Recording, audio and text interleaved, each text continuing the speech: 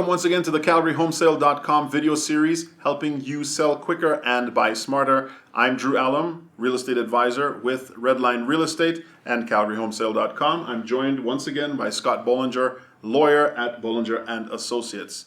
Today we're actually going to be talking about the option to purchase and lease agreement strategy in acquiring and selling properties. You may have actually heard quite a bit about it. It's fairly popular when it comes into the rent-to-own market. That's right. Yeah, that's another way of describing it and another way of using this type of a concept. But the option to purchase itself is a written contract between the buyer and the seller, and it grants the buyer the option to purchase at typically a later date and at a price that's either set or fixed or set by a formula within the contract. And it provides the buyer with the option but not the obligation to purchase the property.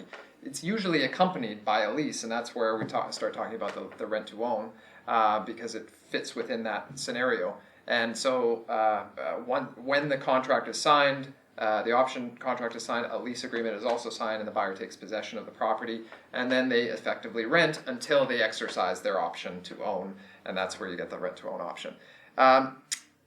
When to use it? There's a couple of recommended times to use it.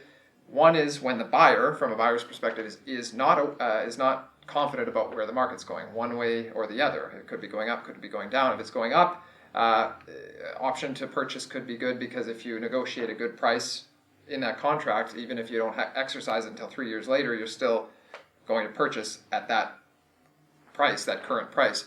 The other way around is if the price the market falls, the bottom falls out of the market within the period that you have to exercise that option, you don't have to, and that means that you've saved yourself having to take over the property and potentially lose money. The second option or the time to use this is when a buyer isn't able to qualify, but they want the house. They want to secure the right to buy that property in the future, and so this is a good way to so you enter into this contract. You also enter into a lease agreement. That is the stereotypical classic rent-to-own scenario, and it works for a lot of people, and we're seeing it more often in this market.